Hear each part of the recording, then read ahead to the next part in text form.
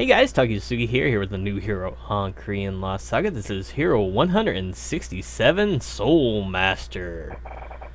So there you go. So you might recognize one or two of its gears. This is like, the Soulmaster helmet, where you're like a clone of yourself, and you're not taking damage on your actual health bar.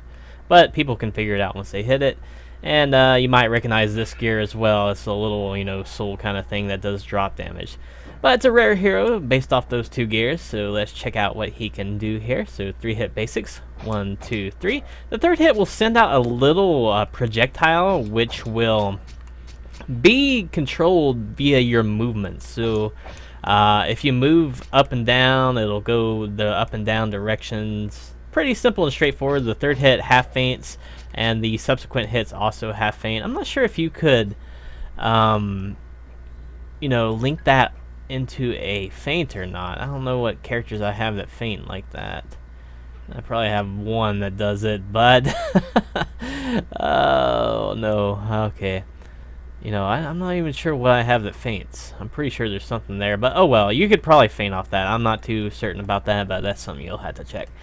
But the basics are okay. There seems to be no jump canceling off of them, so that's one thing to keep in mind. And ice effect, the first two hits are affected, but the third hit's just a intangible projectile, which will still go through deflects and whatnot, so you can't deflect that.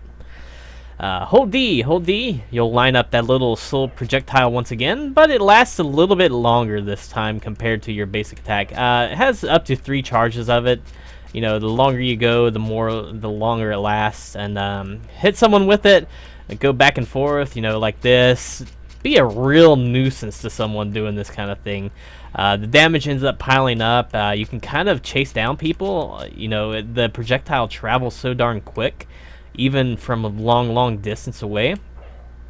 So, if you're trying to catch someone who's running away from you a lot, this guy's actually a pretty good option for catching runners and stuff, and helping your teammates especially to catch runners, because that projectile is just so darn fast. You can catch people very easily with it, and you can see it does travel even off the map, so it doesn't like drop off the map or anything. So it's fun. So you can play him as a pseudo range kind of character, just pressure people with that projectile. It gets pretty wild. And you can kind of throw out some additional hits there with your basic attacks and all that. You can have 2 projectiles out even, so it gets pretty darn interesting. So the catch is, it's hard getting these two things to work in tandem, and the basic attack one only lasts for so long, but it's fun. So moving on to the dash attacks. So 2-hit dasher.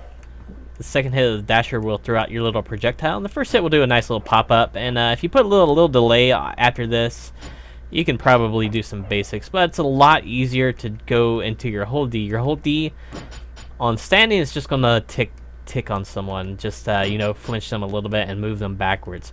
But if you do it the hold D after your launcher, it'll bounce them up enough where you can get a nice little basic attack off that. So your basic, the projectile will carry a big distance away when someone's airborne with it. So off the initial dash attack, just hit it a little bit low, and you can carry someone pretty darn far with that. Just try to put a little delay on it, and you can see the travel distance behind edging with someone on this. It gets pretty crazy. You can edge someone really easily if that connects. And even if it doesn't connect on the first hit, you still got the projectile as a nice little pressure mechanic. The hold D will hit grounded as well. This will also knock back a fair distance. Let me go ahead and try it from back here. So you can see it knocks back very, very far on the hold D dasher. So very good knockback on that as well. So good knockbacks on this guy. So moving on to the jump attacks. So you have a 3-hit jumper. The third hit will throw out a projectile still. And unlike other characters, it looks like it angles downward, but it does not angle downward. It angles inside in the air. Kind of worked funny there. I don't know what is going on with the map. But yeah, if you can get it kind of low, it's like going underneath the map. It's bugging out on the HQ. But yeah, it seems like it's kind of wonky in HQ. And you have a double jump on the character as well. So yeah, I'm not sure what's going on with that. It just seems to like it locks onto someone in a diagonal, but it doesn't function well versus Def K. Let's try it on a different NPC here. All right. All right, it still went below the map, so we'll just forget about that one for now. But you know it'll go into the air like that if you don't have an auto lock on target. It seems so interesting. And you also have your hold D in the air. This is where things get kind of. You can double jump, hold D, and you know, kind of float around a little bit. Otherwise, you know, you can hold your after the initial double jump, you can tap it again, triple jump, and then float around. So this becomes pretty fun to travel around.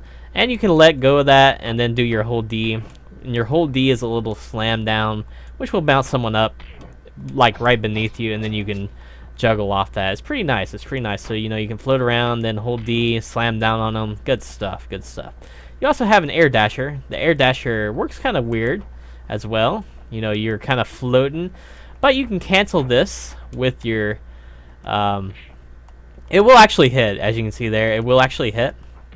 But yeah, that doesn't lead to much advantage. But if you can get the first hit and then do hold D, that guarantees a hold D. Otherwise, you can use it like Mai Shiranui, the King of Fighters Premium, and it kind of works in a similar fashion as her. So they've kind of ripped that move off from her, even though it has the initial hit mechanic, which helps a lot more than Mei's old mechanic. So kind of neat there, kind of neat. And you can travel very far with this. You know, I don't know if you can air dash cancel. Yeah, you can't air dash cancel after the triple jump, but you can still do the hold D, and you can still do the light attacks as well off the triple float jump thingy. So let's go down here and test out defensive capabilities. Haven't really tested out the skills, but I guess I'll do it right quick. Note on the trinket. Helmet works as a half feint counter, it seems. Nothing else it seems. And you have a deflect on the character, if I can get it. There it is. 1.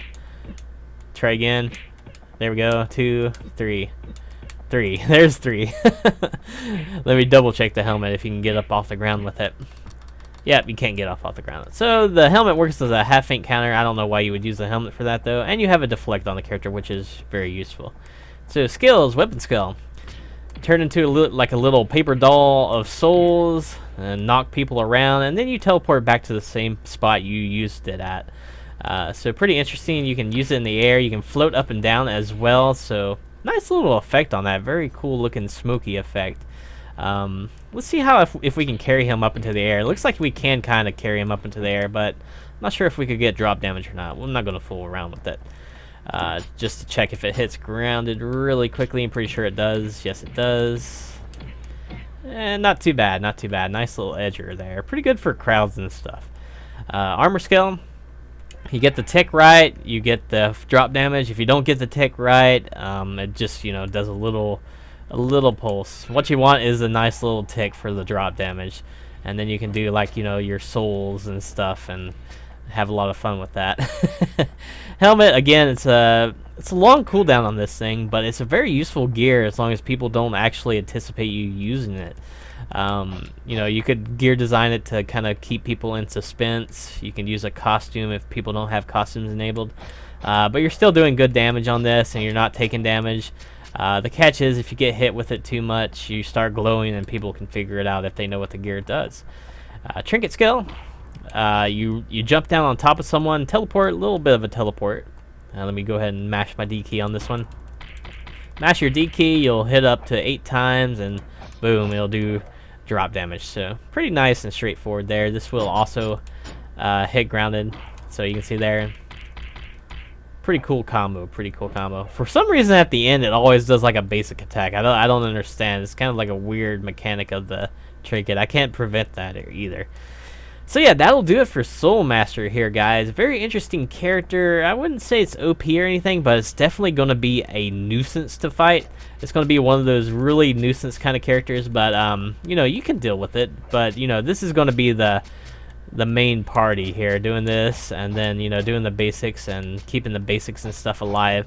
You know, just freaking people out with this little soul mechanic. And you know, if you can aim this, you can do really well with it. Otherwise, it's going to be kind of tricky pinning people down at like a diagonal. I can't do diagonals. I can only rotate around kind of weird like. I guess that counts as a diagonal, right? Yeah, it counts as a diagonal. Never mind. I can still move diagonally with my controller. But yeah, very unique character. You have the whole Mei Shiranui kind of air setup, a lot of air coverage with that business. Very fun, very fun. Again, you got the soul from a long distance, so you know musketeers eat your heart out. You can really give a hell to a musketeer player and everything. So it's interesting. It's an interesting character. I want to see how it's going to develop in an actual battle. Because these kind of tick things seem interesting. You can't. It doesn't seem like you could escape them by walking away. You would just have to block. So you know, if you got a mage character, this mage character might be good versus this guy. Otherwise, if you got no 360-degree block, it's gonna be a rough time. It's gonna be a rough time. So yeah, that'll do it for Soulmaster here today, guys. Hopefully, you guys enjoyed the video, and I look forward to seeing you next time.